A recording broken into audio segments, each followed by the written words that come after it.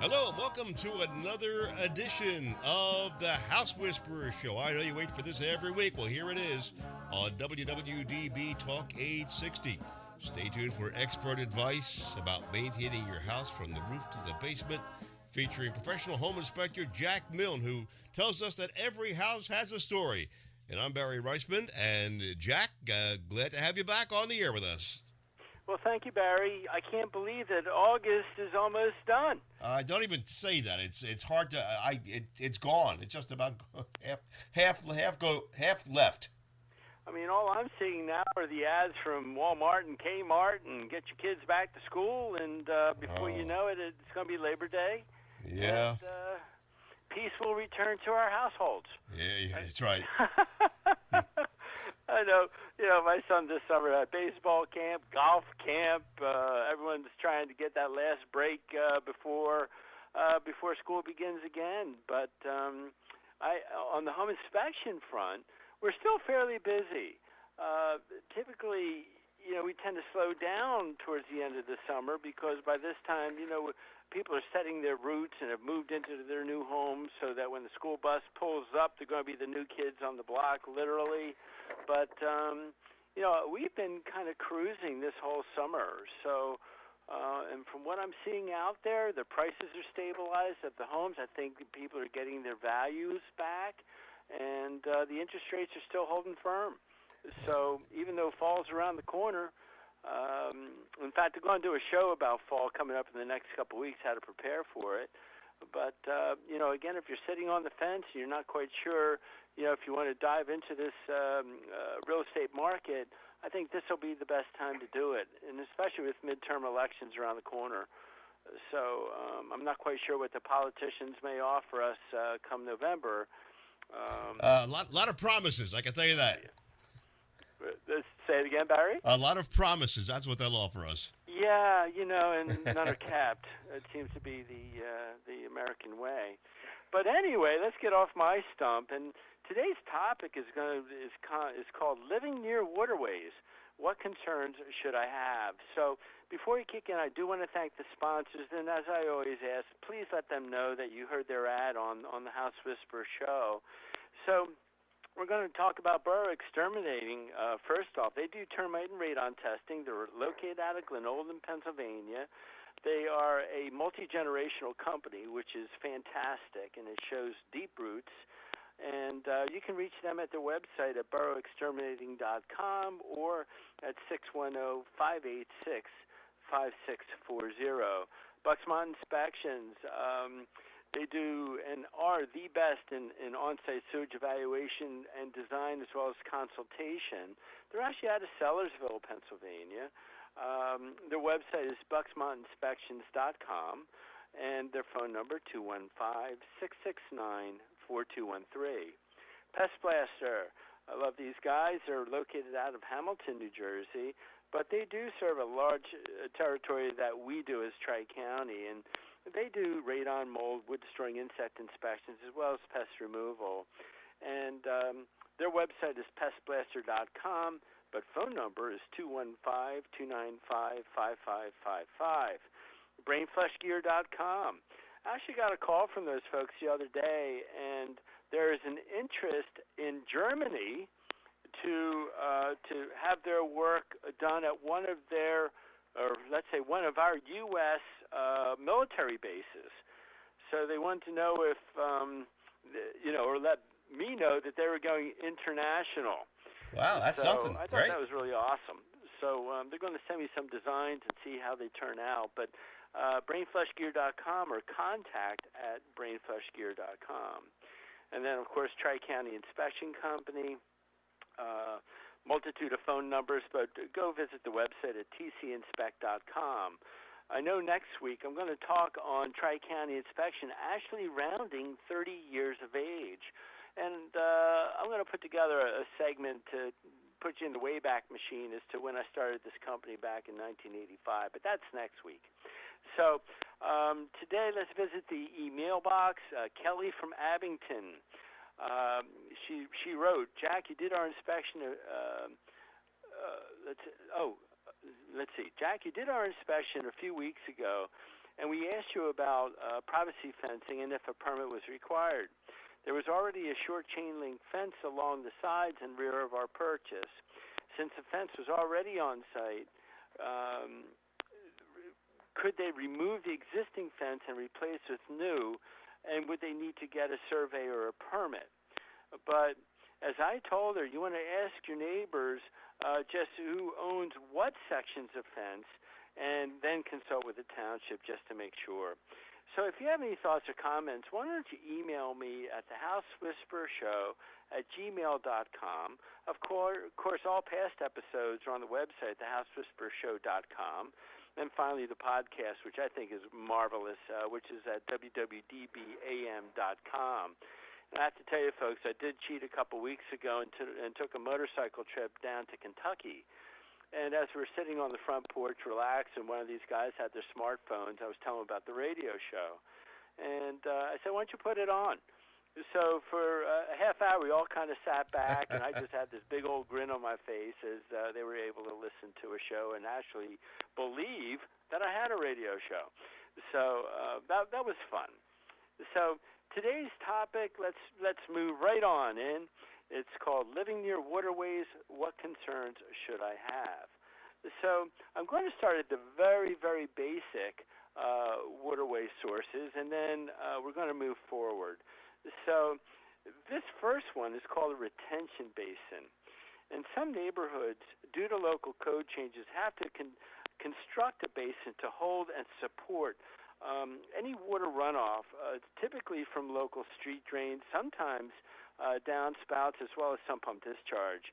And the basin should be large enough to hold a large amount of water, but also allow for natural evaporation. So what are the risks? And I can tell you, a friend of mine wanted to buy a home by a retention basin, and I told him to check his homeowner's insurance because although he may not own the land, whose liability is it if kids are playing in the area and next to his home and they get hurt? So kind of like sidewalks, the township owns the sidewalks, but it's up to us and or you to keep them clear of snow. So liability may not be there, but I know in one municipality, you buy the lot next to the basin, it's up to the owner to maintain it, which means cutting the lawn. So this was up in Doylestown about maybe 7 or 8 months ago, and the fellow bought 2 acres, but 1 acre of the land he bought was a retention basin. So I was actually pretty shocked that it was up to him to maintain what I would have considered township property. So you do want to check before you buy. In my neighborhood, the township does maintain the basin and also gives warnings via signs not to enter. Another retention basin by a church around the corner has actually a garden established with a deer fence. Another home that I pass by a lot is a single-family home. It's been for sale for about a year and has its own retention basin. So it's almost a distraction, it seems, where the township is making you control your own water runoff from your own property. So I touched on a bunch of different things with retention basins, but from what I'm gathering, it's really up to the municipality as to who's going to control it and who's going to maintain it.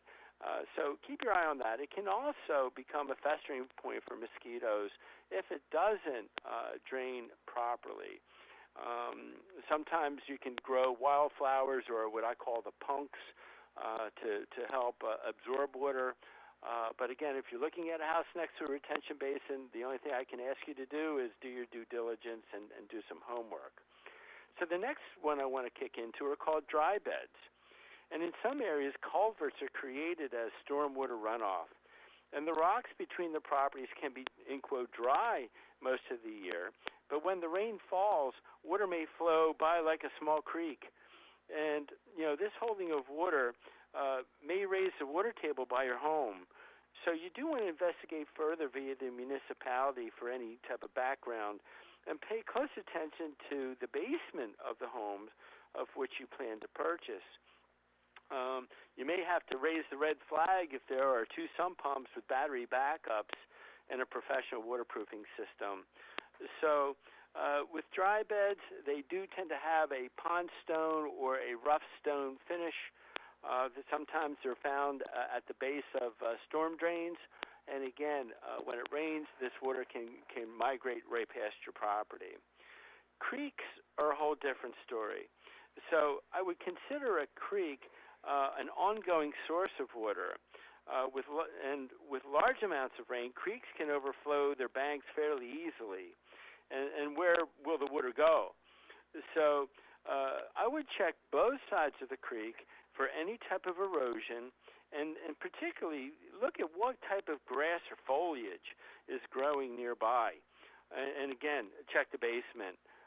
Because once the water table rises, the water cannot, or the soil can no longer absorb any more water, so it's got to be passed off. And overflowing creeks can be problematic. So again, I would recommend you do your homework. If you're going to buy a home, buy a creek. Brooks are larger than creeks, but the signs are really the same. I would not check the distance between the home and I would check the distance between the home and the brook. Creeks tend to feed brooks, so brooks are going to be downstream, and it's a more rapid source of water and can raise with flooding. Hey, Jack, time for us to take a little break. How about if we pick up where we left off right after these important messages from our sponsors? Okay, Barry. When we come back, we're going to finish up with brooks and move on to the next water source, so we'll be right back.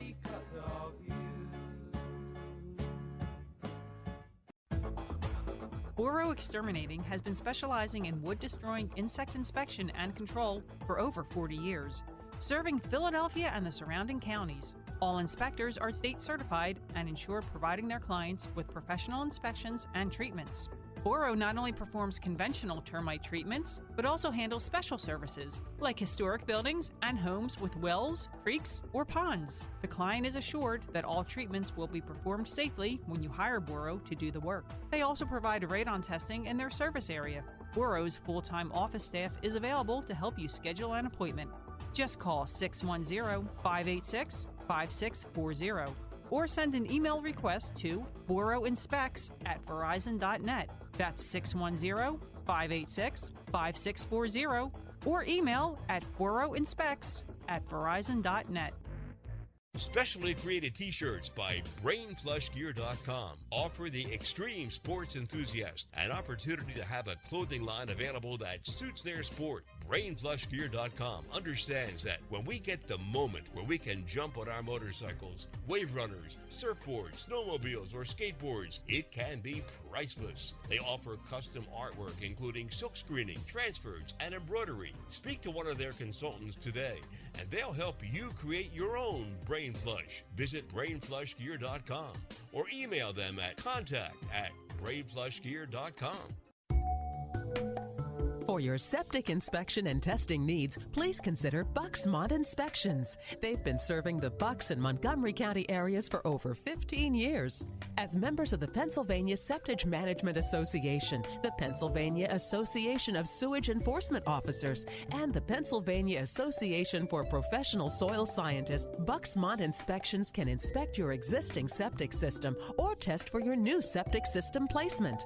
Please call Rob Bowie at 215-669-4213 and say you heard their ad on the House Whisperers show.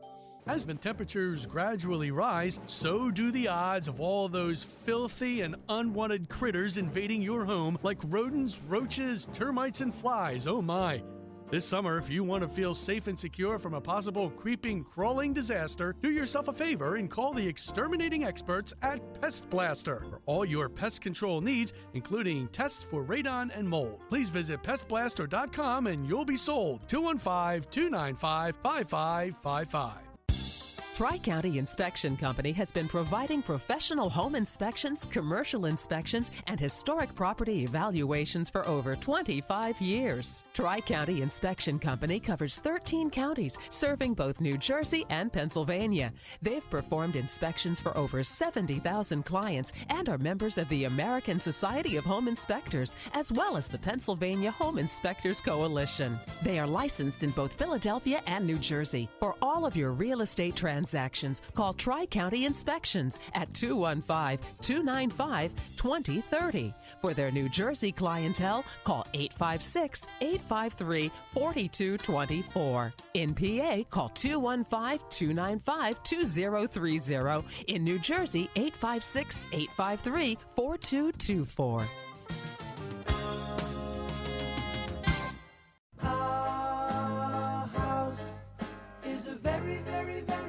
Back once again with Jack Milne on the House Whisperer Show. And before the break, Jack was talking about brooks. And Jack, why don't you pick up where we left off? Well, thank you, Barry. Yes, this segment is about living near water sources. And we kind of started at the very basics with retention basins. Then we went to dry beds, and then creeks, and now absolutely we're up to brooks. So one of the things that I want you to pay particular attention to is that hopefully the home of interest is up high, and the brook is well below. But I would still check flooding history with the township. Where I live, we had 3 100-year floods in 5 years. So when we're starting to have a constant, ongoing source of water, it's better to be up and away from it rather than down close and personal. And that's the next thing I wanted to talk about are canals. And as I live along the Delaware River, the canal system is a very slow-moving source of water until the river overflows. And rivers and canals can meet, causing flooding of the land in between. So the Delaware Canal, of course, was a waterway, and mules used to pull barges from Easton to Bristol. And there are still a series of locks along the way, and there's plenty of history with our canal system. So the one thing with canals is, especially in our area, there are bike paths, there's running paths, again, as I mentioned, a very slow-moving source of water. But again, I would tend to want to live high above the canal because when the river overflows, it can be a real issue. And since we're talking about rivers, again, I'd like to bring it back that I do live in Yardley. I work in Morrisville, and of course, I help clients in 15 counties. But living near the Delaware River for over 25 years, flooding from New Hope to Lambertville to Trenton has unfortunately become more common. And what I find ironic is the biggest effect of these floods is New York State. And so if you think about New York, as water runs off the Adirondack Mountains and fills the reservoirs to serve New York City, somebody has to open up the floodgates because otherwise the reservoirs will overflow. And it literally adds hundreds of tons of water to the Delaware River. And the Delaware is a beautiful waterway with its bends and curves, but becomes extremely dangerous when flooding occurs. So in my backyard, houses are being lifted 10 to 15 feet off grade. Air conditioner condensing units are now 15 to 20 feet off the ground. Electric meters and panel boxes, as well as heating and cooling equipment, are now on the first floor instead of what we would call the basement, because they're filling in basements. They've almost become swimming pools with the constant flooding. So slabs are now being created. First floor living, if I want to call it that, is dedicated and designed to move furniture more quickly or become garages. So many of my friends live along the river. Multi-million dollar homes are found on the river in New Hope and above town. But, one thing I find in common is that all these people are willing to take the risk of living on the river. And the site is gorgeous. But, again, it can hold specific risks of which you have to be prepared for. Flooding insurance, by the way, is starting to get more and more expensive. The raising of homes is becoming more and more common. So one thing to keep in mind, again, I prefer to live above the river looking down on it than living on the river and having my house affected. Slowing things down, let's talk about lakes. So lakes are fairly well passive bodies of water, and restrictions may be found with the neighborhood that will not allow gas motors on boats. So there's not going to be any type of motorboats or personal watercraft, but more things passively like canoes and rafts, and sometimes electric motors on skiffs may be allowed. And I think of Lake Nakamixon above Doylestown. It's a beautiful park up there, but there are no gasoline engines allowed. In New Jersey, I think of Medford, New Jersey, where there are a series of lakes that cojoin, and life in that area is kind of like a throwback in time. Several years ago, Medford was underwater when severe rains caused flooding and affected many homes and properties in the area. But the chance for this to happen again may be rare, but again, it's a risk that people who live along the lake are willing to take. So moving to larger water sources, I think of bays. And personally, if I had a choice, I'd like to live on a bay. The bodies of water are large and mostly passive. Tides can raise and fall with the moon, and can make a difference.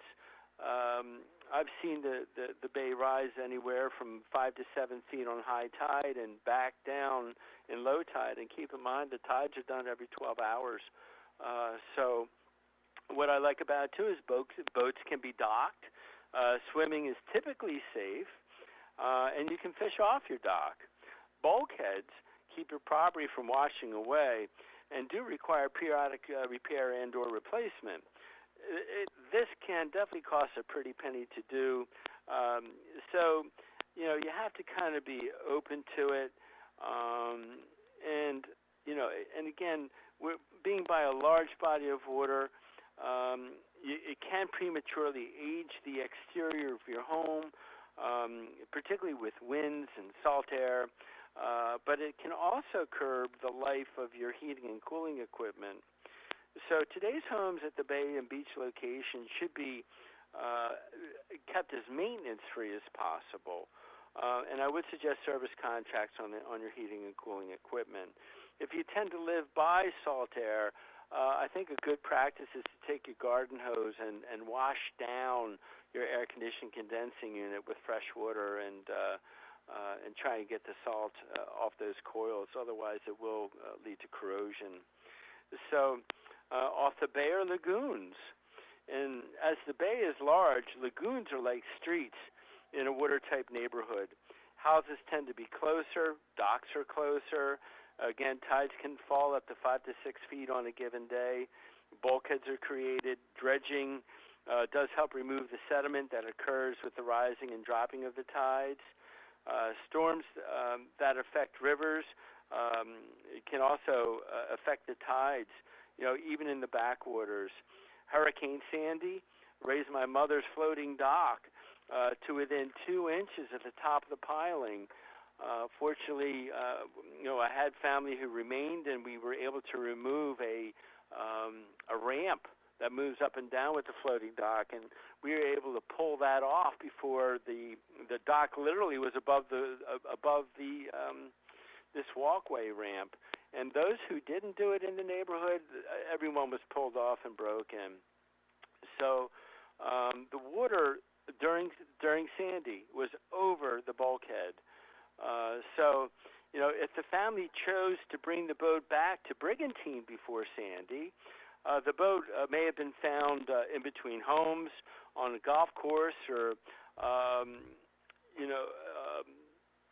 any other really abstract locations. 24 boats were lost in that small marina. Wow. Due to the storm. So, Donna, the owner of the marina, actually had her picture taken and was on front of the Philadelphia Inquirer with President Obama, literally in his arms. Great promises were made, but still, those promises have not been delivered on. So, Donna's still waiting for her assistance. And I know, Barry, I'm probably still running a little bit short on time, but I want to talk about the ocean. So do we still have a few minutes? Yes, we do. We have a little bit more time. Yes, the ocean. Great topic. Excellent. So living on the ocean is like the holy grail of money and influence. The risk and rewards are also the greatest of any other water source. Where I have a home in Ocean City on the Bay side, during Sandy, I had about a foot of water in my garage from Bay Settlement, and some was left, but I was able to power wash it and get rid of it. But what I did find with people who lived on the ocean, dunes were created about 10 to 12 years ago to try to keep the water at bay. But Sandy was so intense that the dunes actually moved into people's homes. So wow. as I was able to be at the beach about a week or so after the hurricane, that's when I think the governor said to get the hell off the beach. Yes, he did. There were earth movers, huge backhoes, with people trying to restore the street. But also, there were people with as minute things as 5-gallon spackle buckets and those little plastic wagons, and they were literally digging the sand out of their homes, a block to almost 3 blocks off the beach. Well, Jack, to paraphrase the governor, it's time for us to get the hell off the radio. Wow, these times go quick, Barry. Yes, it does. So, the moral of this story today is do your homework. Do as much background checking as you can with your municipalities, with potential neighbors. Don't be afraid to knock on their door, and see what the history has been in the neighborhood that has a water source. It's a beautiful sight to live on the water, but it does carry some risks. In closing, next week I'm going to talk on Tri-County Inspection Company rounding 30 years old and how I get to blow my own horn a little bit. That's a good idea. So, Barry, I will let you take it from here, sir. Okay, well, everybody, you know what's coming up next week. A great show, as always. Tune in for another edition of the House Whisperer Show with professional home inspector Jack Milne. And you can listen to previous programs, or if you have any questions, visit thehousewhisperershow.com. Barry Reisman and Jack Milne, thank you very much for listening.